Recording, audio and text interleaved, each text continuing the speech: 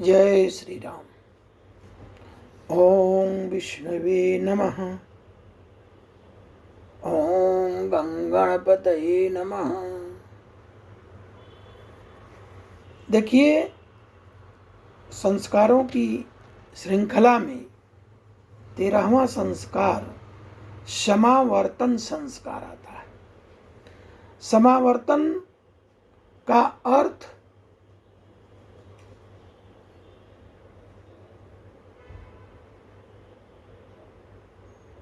और उस संस्कार की महिमा आज आप लोगों को उसके बारे में बताएंगे।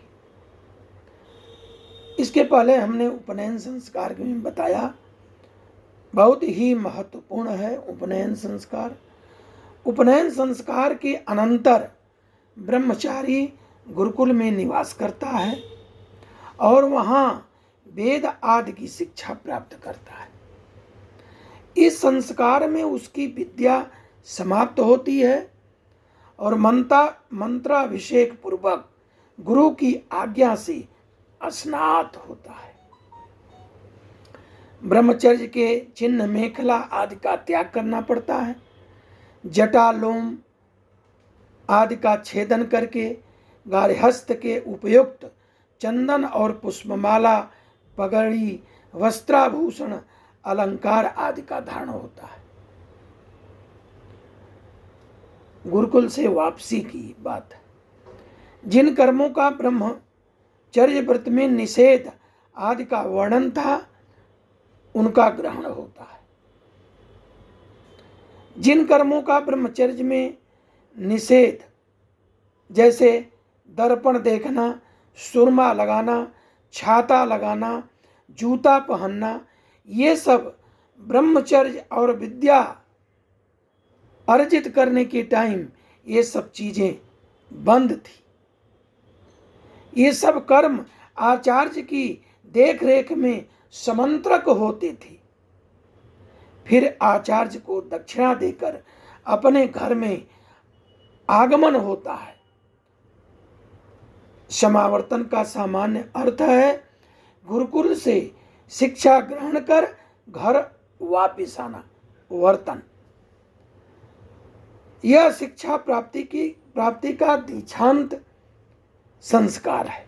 इस संस्कार में ब्रह्मचर्याश्रम विद्याध्ययन की पूर्णता होती है। विवाह के अनंतर गृहस्थाश्रम प्रवेश की अधिकार सिद्धि होती है कि अब जाओ गृहस्थ आश्रम अपना ग्रहण करो। वेद विद्या प्राप्त कर उसकी ब्रह्मचारी संज्ञा तब नहीं रहती, बल्कि वह स्नातक अथवा विद्या रूपी प्रवाह में स्नान किया हुआ कहलाता है। स्नातक विद्या रूपी प्रवाह में स्नान किए हुए को स्नातक कहते हैं। श्रुति का आदेश है कि आचार्याय प्रियम धनमाहृत्य प्रजातंतुत व्यक्षेस्तीसी, अर्थात आचार्य को दक्षिणा रूप में यथाशक्ति धन देकर संतान परंपरा की रक्षा के लिए स्नातक द्विज गृहस्थाश्रम में प्रवेश करे, ऐसा गुरु कहते थे। इस विषय में महर्षि याज्ञवल्क्य ने स्पष्ट निर्देश दिया है कि वेदम व्रतानि वा पारम नृत्वा युव यमेव वा अविलुप्त ब्रह्मचर्यो लक्षण्याम स्त्रीय मुद्दे, अर्थात समग्र अथवा एक या दो वेद का अध्ययन अस्खलित ब्रह्मचारी सुलक्षणा स्त्री से उद्धार करे। वेद विद्या प्राप्त यह स्नातक विद्याव्रत स्नातक कहलाता है। वह चूंकि वेद आदि का अध्ययन और स्वाध्याय से महान ब्रह्म तेज से संपन्न होता है, अतः उस समय पिता और आचार्य के द्वारा भी मधुपर्क आदि के द्वारा पूज्य होता है। उस टाइम गुरु के द्वारा स्नातक के लिए उपदेश दिए जाते हैं। आश्वलायन स्मृति में बताया गया है कि गुरु की आज्ञा से मंगलमय कलशों के मंत्र के द्वारा जल से स्नान संपन्न कर नवीन वस्त्र आभूषण धारण कर गुरु के चरणों के समीप बालक बैठता है। तब गुरु उसे आगे कैसे जीवन व्यतीत करना है इसकी शिक्षा प्रदान करते हैं। विद्याध्ययन पर्यंत गुरु के समीप रहता हुआ वह ब्रह्मचर्य पूर्वक समतमादि नियमों के पालन में तत्पर रहता है, अग्नि की उपासना करता है, गुरु की शुश्रूषा में तत्पर रहता है।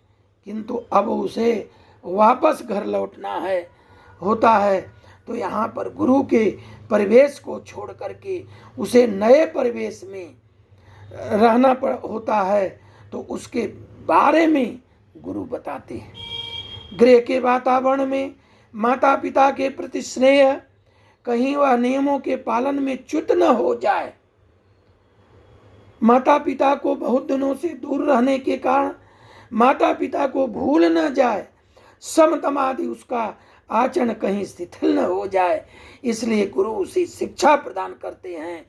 आगे भी तुम सावधान होकर यम नियमों का दृढ़ता से पालन करो, कामवाद, कामाचार, काम भक्षण से सदा बचते रहो, नृत्य गीत आदि में अभिरुचि ज़्यादा न रखना, सभी के साथ मित्रतापूर्ण व्यवहार रखना, विवाह हो जाने तक इन सब नियमों का पालन करते रहना, यह गुरु बताता है। विवाह के अनंतर गृहस्थ धर्म के नियमों का पालन करना बताता है। तैत्तिरीय उपनिषद की शिक्षावल्ली के 11वें अनुवाक में स्नातकों के लिए समावर्तन संस्कार के अनंतर गृहस्थ धर्म के प्रवेश करके कैसे रहना चाहिए इसका बहुत सुंदर उपदेश आया है, जो दीक्षांत उपदेश कहलाता है। प्रत्येक गृहस्थ के लिए बहुत उपयोगी होने वाली वहाँ ये बातें उनको बताई जाती हैं। जैसे सत्यम वद, धर्मं चर, स्वाध्यायान्मा प्रमद, आचार्याय प्रियम, धनमाहृत्यं प्रजातंतुं मा व्यवक्षेत्सि, सत्यान् प्रमदितव्यं, धर्मान् प्रमदितव्यं, कुशलान् प्रमदितव्यं, भूत्यै न प्रमदितव्यं, स्वाध्याय प्रवचनाभ्यां च न प्रमदितव्यं, देवपितृकार्याभ्यां न प्रमदितव्यं। कहने का मतलब पुत्र तुम सदा सत्य का भाषण करना, आपत्ति पड़ने पर झूठ मत बोलना, अपने वर्ण आश्रम के अनुकूल शास्त्र सम्मत धर्म का अनुष्ठान करना, स्वाध्याय और वेदों के अभ्यास करना, संध्या वंदन, गायत्री जप, भगवान नाम गुण कीर्तन करना, नित्य कर्म में कभी प्रमाद न करना, प्रमादितव्यम न प्रमादितव्यम अर्थात न उसे अनादर करना, आलस्य बस त्याग मत करना, गुरु के लिए दक्षिणा रूप में उनकी रुचि के अनुरूप धन लाकर प्रेम पूर्वक देना, उसको दान समझना, उनकी आज्ञा से गृहस्थाश्रम में प्रवेश करके स्वधर्म का पालन करना, संतान परंपरा को सुरक्षित करना, उसका लोप नहीं करना, अर्थात शास्त्र विधि के अनुसार विवाहित धर्मपत्नी के साथ ऋतुकाल में नियमित सहवास करके संतानोत्पत्ति का कार्य अनासक्ति पूर्वक करना। तुमको कभी भी सत्य से नहीं चूकना चाहिए। हंसी, दिल लगी, व्यर्थ की बातों में वाणी की शक्ति को ज्यादा नष्ट न करना।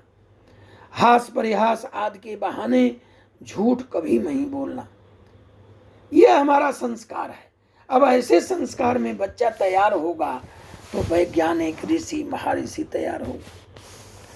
आज बहुत सी बातें मातृदेवो भव, पितृदेवो भव, आचार्य देवो भव, अतिथि देवो भव, यान्यन् बद्धानि कर्माणि तानि सेवित्यानि नो इतराणि यान्यस्माकं ग्वं सुचरितानि तानि तयो पास्यानि नो इतराणि ये के चास्मच्छा ग्वं सो ब्राह्मणा तेषा त्वयासनेन प्रशंसितव्यं श्रद्धया देयम् अश्रद्धया देयम् श्रिया देयम् रिया देयम् विया देयम् संविदा देयम्।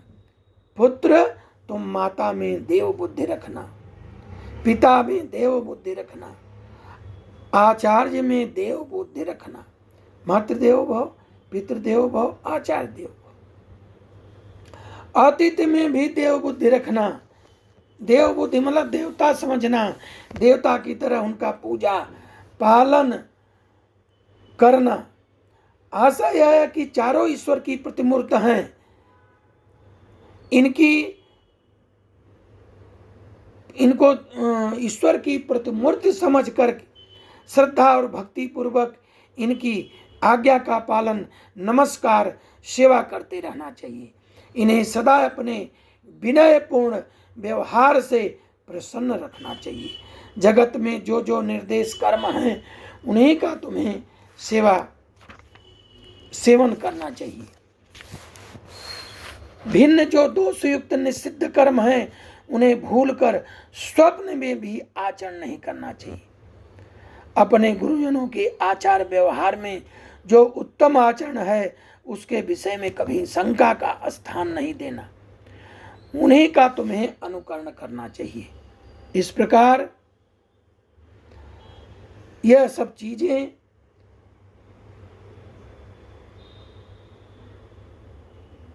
उनको समझाया जाता है कि इस भाव से विचार करके भगवान मानते हुए दान देना चाहिए, सर्वत्र कर्म करना चाहिए, सेवा दान करना चाहिए, गौ सेवा करना चाहिए। हम किसी का उपकार कर रहे हैं, ऐसी भावना मन में लाकर अभिमान और अभिनय नहीं प्रकट करना चाहिए। तो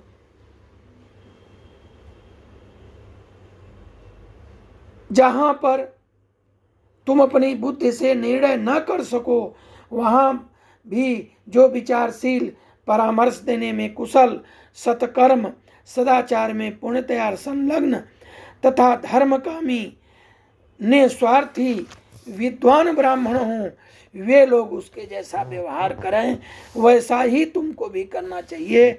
उनका व्यवहार ही तुम्हारा विषय में प्रमाण है, उनसे सीखना चाहिए।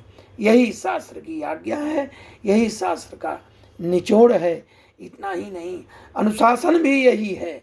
ईश्वर की आज्ञा और परंपरागत उपदेश का नाम अनुशासन है। इसलिए तुमको इसी प्रकार का कर्तव्य और सदाचार पालन करना चाहिए। फिर इसको प्रथम ब्राह्मण को बुला करके समावर्तन संस्कार का प्रयोग का पहले गोदान संकल्प लेना चाहिए। आदि अग्नि स्थापन कर, हवन कर, विभिन्न प्रकार के कर्मकांडी ब्राह्मण से कर्मों को करा करके और उनको पूर्ण पात्र दान दें, उनको भोजन करावें, गऊ का दान करें, आदि क्रियाएं करके तत्पश्चात त्रायुष्करण, अस्त्रुआ से भस्म, हवन के पश्चात त्रायुष्करण करें। अस्त्रुआ से भस्म लेकर दाएं हाथ में अनामिका के अग्रभाग से अपने अंगों पर लगावें। ओं त्रायुषम जमदग्ने ललाटम, ओं कश्यपस्य त्रायुषम ग्रीवा, ओम यद्ये सूत्रायुषम दक्षिण बाहु पर, ओम तन्नो वस्तुतायुषम हृदय में। इस प्रकार से भस्म को लगा करके और देवताओं का विसर्जन करके और सब कर्म करके, जो भी दंड मृग चर्म पहले लोग गुरुकुल में करते थे, तो दंड और मृग चरण और मेखला न सब पहनते थे, उस सब चीज़ों को निकाल करके और गुरु को दे करके फिर वहाँ से अब गृहस्थाश्रम में अपना वस्त्र धारण करके, अलंकार धारण करके, सब कड़ा अलंकार, अंजन धारण, छत्र धारण, जूता धारण, उपानह, दंड धारण, विभिन्न प्रकार के वस्तुओं का धारण करके और आचार्य को गोदान दे करके और अपने घर में आना चाहिए।